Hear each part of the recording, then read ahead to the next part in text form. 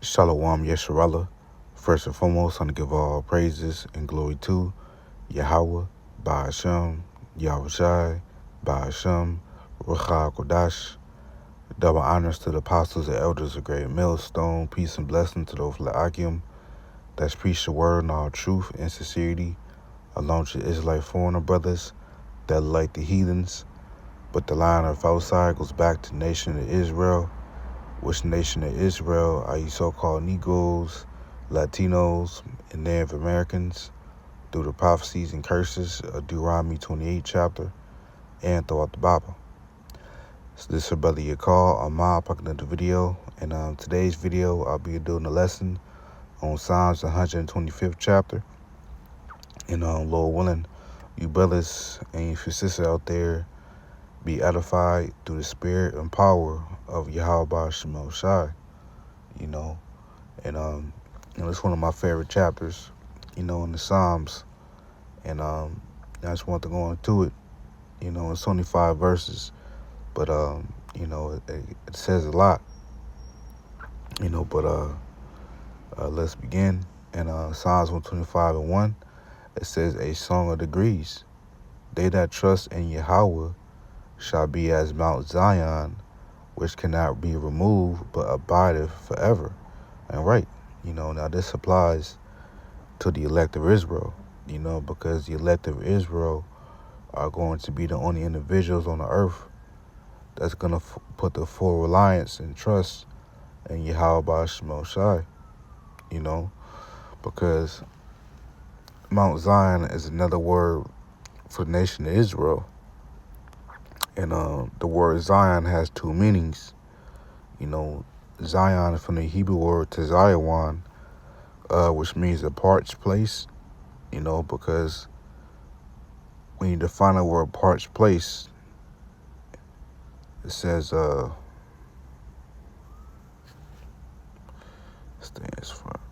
says a parched place is an area of land that is extremely dry and lacking in moisture, often due to prolonged drought or lack of rainfall. It can also be used metaphorically to describe a state of spiritual dryness or longing for nourishment, right? Because that was a state of our people, of us, before we came in this truth. We were extremely dry because, we didn't have the rivers of living water within us by knowing this knowledge that we know now. We was as it says in Ezekiel 37 chapter, we was as a valley of dry bones, and when you go down to the biblical context, it says the Bible uses the imagery of a parched land to illustrate the consequences of disobedience and the importance of seeking God's presence, right? So, us, the whole nation of Israel, was a point in time, when, we was as sheep going astray with no shepherd, because we was without this knowledge, But now that the elect is waking up in the last days, we're no more of this parched place, because now we have the rivers of living water, So that's the first meaning of Zion, is a parched place, but it also means monument, as you see right here, monument. Because when the heathen nations look upon the nation of Israel, they're supposed to be held in remembrance of the Most High, because the nation of Israel represents the Most High on earth by keeping the laws, statutes, commandments, which is our righteousness in the sight of the nations, because just like a actual monument, just look up the word monument real quick. Let's see. Monument.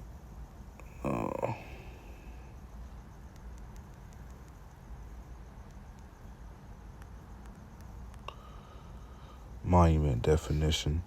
Yep, it says a statue, building, or other structure erected to commemorate a famous or notable person or event. Right. you know. So this applies to the nation of Israel. You know, whenever the heathen nations are supposed to look at us, they're supposed to be held in remembrance of the Most High Yahweh, because we are the righteous nation on the earth representing Him, you know. And ultimately, that's going to be applied in the kingdom, because they don't look at us like that right now, but they will definitely look at us like that in that fashion in the kingdom, you see. So let's read Psalms 125, 1 again. It says, a song of degrees. They that trust in Yahweh shall be as Mount Zion, which cannot be removed, but abideth forever. You know, so you can't remove the elect, man. You know, the elect will always come back in the lot worshiping and praising Yahweh Ba'ashim Shai. You see, verse 2, it says, as the mountains are round about Jerusalem, so Yahweh is round about his people from henceforth even forever. Yes, so the Lord will always be amongst us. You see, even though it was a point in time when we didn't know we were Israelites, we were far from the Lord, you know, because we grew up thinking that we were black and Hispanic and Native American and all these bywords that our oppressor has given us, you know, but the Lord was always with us, because eventually the Lord was going to reveal his true name to us by way of the men that he set up, which are apostles, elders of great millstone, you see, because this is part of end time prophecy of the believers in the Lord will the elected believers in the Lord will return and worship Yahweh Ba'ashim Shai. You know, as Yahweh Shai said in John 10 and verse, let's see,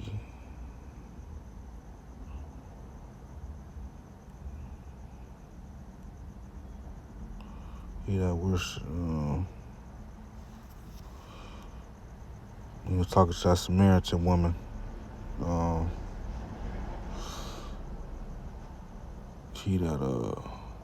The true worshipers shall worship the Father in the Spirit. Let's see. Yeah, when he was talking to that woman at the well, when she was a heathen. Yeah, St. John 4:23. It says, but the hour cometh, and now is, when the true worshipers shall worship the Father in the Spirit and in truth, and that's happening now. You know, the true worshipers, which is the elect, they was going to return the last days and worship Yahweh, which is the Father, and the Son, which is himself, Yahweh Shai, in spirit and in truth. For the Father seeketh such to worship him. So this is part of end time prophecy that the true worshipers was going to return to the Lord. You know. So let's go back to Psalms 125 and read verse 3. Verse 2, it says, as the mountains are round about the Jerusalem, so Yahweh is round about his people from henceforth even forever. You know, because the Lord will always have an elect that he will he will be dealing with. So he will never forsake the whole nation of Israel, because he will always have an elect. But this is verse 3. For the rod of wicked shall not rest upon the lot of the righteous, lest the righteous put forth their hands unto iniquity. Yeah, so the rod of wicked, which represent, the wicked according to the Bible, is Esau, Edom, according to Malachi 1:4. But his rod, which represents his power, Esau cannot basically cannot overcome the elect, unless the elect, which is the righteous, put forth their hand into iniquity. Let's say go back into sin and go back into the world, because if you go back into the world, that hedge of protection will be removed. And that's not going to happen to the elect, you know? So the Israelites that forsaken the truth, forsaken the Lord, the Lord's going to allow the rod of wicked to rest upon them, because they didn't, they forsook they forsook the Lord, and um, the Lord removed that hedge from them. You see, it says, verse 4 says, "Do good, O Yahweh, unto those." Once again, that's this verse 3. That's not going to apply to the elect of Israel, because the righteous sometimes, in the context of the scripture, can just represent, Israel by default. So this will apply. This, the latter verse. I'll read the verse again. "For the rod of wicked shall not rest upon a lot of righteous." Why? Because the righteous meaning the elect, because they will have the hedge of protection. So the rod of wicked not going to rest upon them. It says, "Lest the righteous put forth their hands into iniquity." Now, if the righteous put forth their hands into iniquity, meaning, an Israelite falls out the truth or something, right? For example, the Lord will allow the rod of wicked to take hold of that wicked Israelite that left the truth, but that's not going to apply to the elect, though, But verse 4 says, "Do good, Yahweh, unto those that be good, and to them that are upright in their hearts." Yeah, so, because it says in Apocrypha, Sirach, in Sirach 7. Sirach 7 in verse 1, it says, "Do no evil, so shall no harm come unto thee." Right? Because you reap what you sow. Now we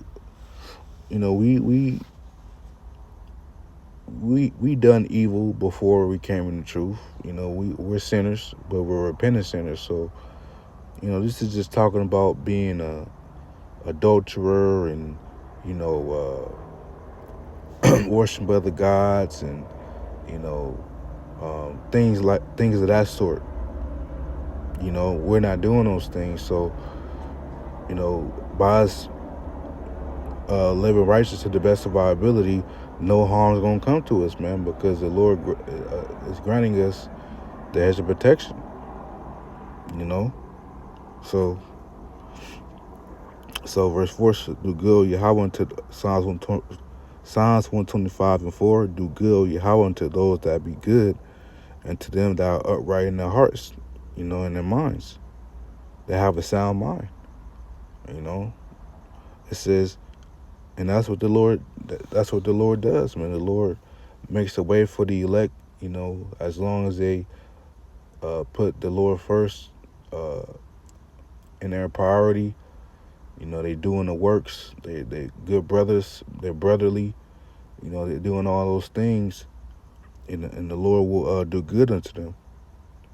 It says, verse 5, it says, "As for such as turn to their crooked ways, Yahweh shall lead them forth with the workers of iniquity, but peace shall be upon Israel." Yeah, so we don't want that to happen to us, man.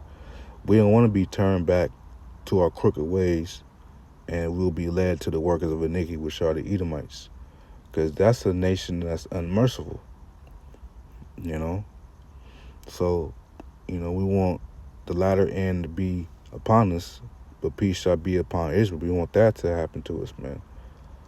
Even though, we're going to catch hell in this truth, we're going to be persecuted for righteousness' sake, but the latter end is peace, because, if our names are written in the book of life, hey, man, we're gonna make it. We're gonna triumph over everything, man. You see? So yeah, I just want to make a quick lesson on Psalms 125, the 125th chapter.